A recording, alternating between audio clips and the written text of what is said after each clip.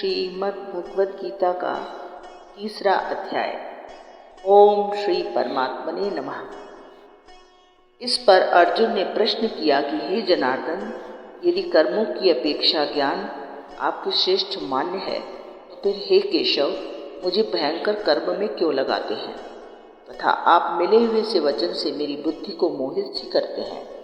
इसलिए उस एक बात को निश्चय करके कहिए जिससे मैं कल्याण को प्राप्त होऊं। इस प्रकार अर्जुन के पूछने पर भगवान श्री कृष्ण महाराज जी बोले, हे निष्पाप अर्जुन, इस श्लोक में दो प्रकार की निष्ठा मेरे द्वारा पहले कही गई है। ज्ञानियों की ज्ञान योग से, योगियों की निष्काम कर्म योग से।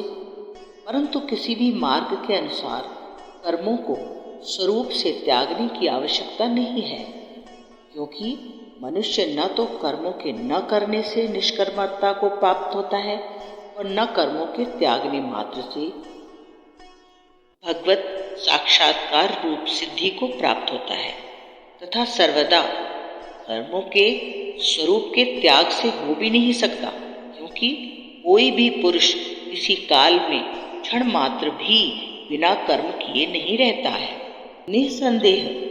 निसंदेह सभी पुरुष प्रकृति से उत्पन्न हुए गुणों द्वारा परवश हुए कर्म करते हैं।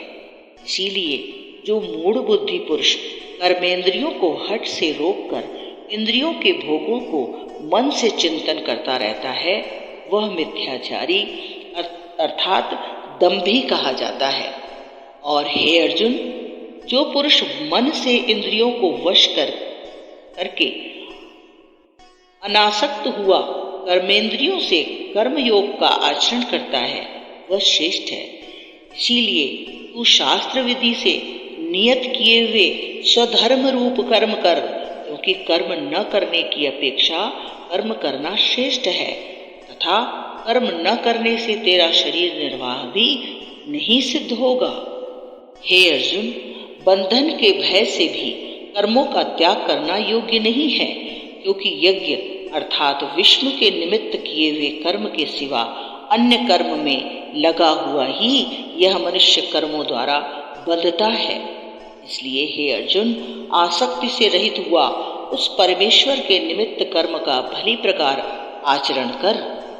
कर्म न करने से तू पाप को भी प्राप्त होगा, क्योंकि प्रजापति ब्रह्मा ने कल्प के आदि में यज्ञ सहित प्रजा को रचकर कहा था कि इस यज्ञ द्वारा तुम लोग वृद्धि को प्राप्त हो, और यह यज्ञ तुम्हारी इच्छाओं को पूर्ण करने वाला, कामनाओं को देने वाला हुए, तथा तुम लोग इस यज्ञ के द्वारा देवताओं की उन्नति करो और वे देवता लोग तुम लोगों की उन्नति करें।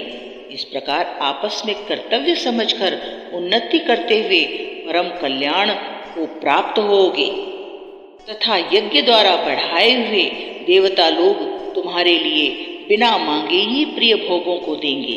उनके द्वारा दिए गए भोगों को जो पुरुष इनके लिए बिना दिए ही भोगता है, वह निश्चय चोर है।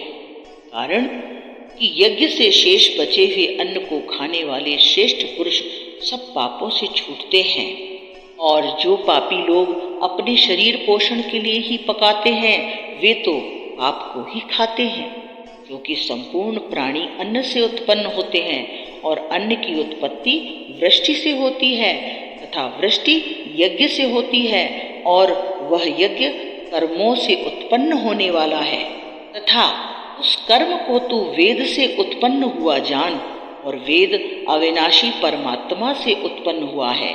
इससे सर्वव्यापी परम अक्षर परमात्मा सदा ही यज्ञ में प्रतिष्ठित है। हे पार्थ, जो पुरुष इस लोक में इस प्रकार चलाए हुए सृष्टि का चक्र के अनुसार नहीं बरतता है, अर्थात शास्त्रानुसार कर्मों को नहीं करता है, वह इंद्रियों के सुख को भोगने वाला पापायु पुरुष व्यर्थ ही जीता है। परंतु जो मनुष्य आत्मा में ही प्रीति वाला, आत्मा में ही तृप्त और आत्मा में ही संतुष्ट होवे, उसके लिए कोई कर्तव्य नहीं है, क्योंकि इस संसार में उस पुरुष का किए जाने से भी कोई प्रयोजन नहीं है और न किए जाने से भी कोई प्रयोजन नहीं है, तथा इसका संपूर्ण भूतों में कुछ भी स्वार्थ का संबंध नहीं है, तो भी उसके द्वारा केवल लोक हितार्थ कर्म किए जाते हैं। इससे तू अनासक्त हुआ निरंतर कर्तव्य कर्म का अच्छी प्रकार आचरण कर, क्योंकि अनासक्त पुरुष कर्म करता हुआ परमात्मा को प्राप्त होता है। इस प्रकार जनकादि ज्ञानी जन भी आसक्ति रहित कर्म द्वारा ही परम सिद्धि को प्राप्त हुए हैं। इसीलिए तथा लोक संग्रह को देखता हुआ तू भी कर्म करने को ही योग्य है, क्योंकि श्रेष्ठ पुरुष जो जो आचरण करता है अन्य पुरुष भी उसके ही अनुसार बरतते हैं। वह पुरुष जो कुछ प्रमाण देता है लोग भी उसी के अनुसार बरतते हैं।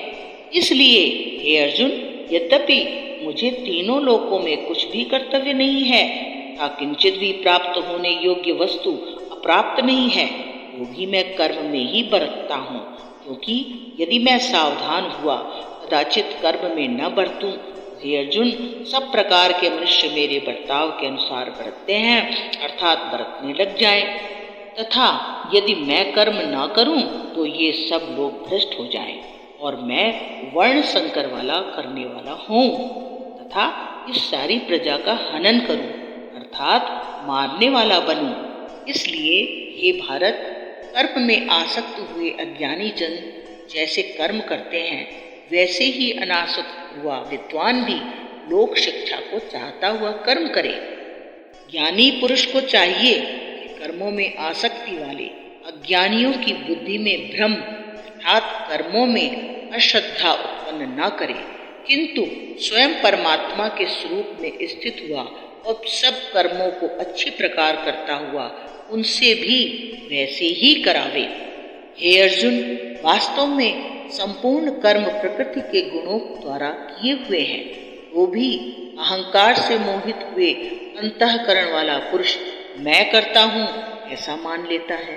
परंतु हे महाबाहो, गुण विभाग और कर्म विभाग के तत्व को जानने वाला ज्ञानी पुरुष संपूर्ण गुणों में बरतते हैं ऐसे मानकर भी नहीं आसक्त होता है, और प्रकृति के गुणों से मोहित हुए पुरुष गुण और कर्मों में आसक्त होते हैं। उन अच्छी प्रकार न समझने वाले मूर्खों को अच्छी प्रकार जानने वाला ज्ञानी पुरुष चलायमान न करे। इसलिए हे अर्जुन, तू ध्याननिष्ठ चित्त से संपूर्ण कर्मों को मुझ में अर्पण करके आशा रहित और ममता रहित होकर संताप रहित होता हुआ युद्ध कर। हे अर्जुन, जो कोई भी मनुष्य दोष बुद्धि से रहित और श्रद्धा से युक्त हुआ सदा ही मेरे इस मत के अनुसार बरतते हैं, वे पुरुष संपूर्ण कर्मों से छूट जाते हैं। और जो दोष दृष्टि वाले मूर्ख लोग इस मेरे मत के अनुसार नहीं बरतते हैं, उन संपूर्ण ज्ञानों में मोहित चित्तों वाला तो कल्याण से भ्रष्ट हुए ही जान, क्योंकि सभी प्राणी प्रकृति को प्राप्त होते हैं, अर्थात अपने स्वभाव से परवश हुए कर्म करते हैं। ज्ञानवान भी अपनी प्रकृति के अनुसार चेष्टा करता है, फिर इसमें किसी का हट क्या करेगा। इसलिए मनुष्य को चाहिए कि इंद्रिय के अर्थ में अर्थात सभी इंद्रियों के भोगों में स्थित जो राग और द्वेष हैं उन दोनों के वश नहीं होवे, क्योंकि इसके वे दोनों ही कल्याण मार्ग में विघ्न करने वाली महान शत्रु हैं। इसलिए उन दोनों को जीत कर सावधान हुआ स्वधर्म का आचरण करे, क्योंकि अच्छी प्रकार आचरण किए हुए दूसरों के धर्म से गुण रहित भी अपना धर्म अति उत्तम है। अपने धर्म में मरना भी कल्याणकारक है और दूसरे का धर्म भय को देने वाला है। इस पर अर्जुन ने पूछा कि हे कृष्ण, फिर यह पुरुष बलात् लगाए हुए सदृश न चाहता हुआ भी इससे प्रेरा हुआ पाप का आचरण करता है। इस प्रकार अर्जुन के पूछने पर श्री कृष्ण महाराज जी बोले, हे अर्जुन, रजोगुण से उत्पन्न हुआ यह काम ही क्रोध है।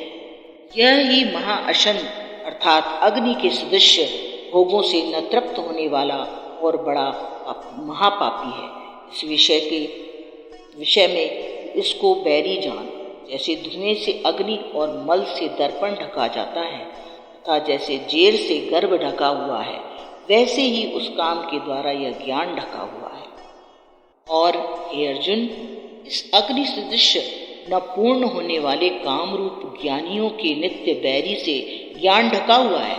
इंद्रियां, मन और बुद्धि इस काम के वास स्थान कहे जाते हैं और यह काम इन मन, बुद्धि और इंद्रियों द्वारा ही ज्ञान को आच्छादित करके इस जीवात्मा को मोहित करता है।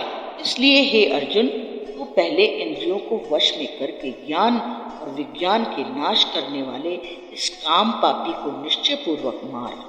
और यदि तू समझे कि इंद्रियों को रोककर काम रूप वैरी को मारने की मेरी शक्ति नहीं है, तो यह तेरी भूल है, क्योंकि इस शरीर से तो इंद्रियों को पर यानी श्रेष्ठ, बलवान और सूक्ष्म कहते हैं, और इंद्रियों से पर मन है, और मन से भी पर बुद्धि है, और जो बुद्धि से भी अत्यंत पर है वह आत्मा है।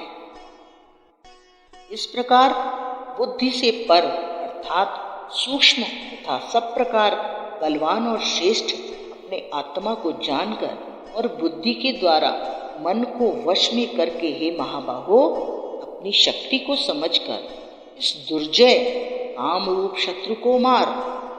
ओम इति मद्भगवद्गीता रूपी उपनिषद एवं ब्रह्म विद्या योग शास्त्र विषयक श्री कृष्ण और अर्जुन के संवादों में कर्म योग नामक तीसरा अध्याय। ओम तत्सत।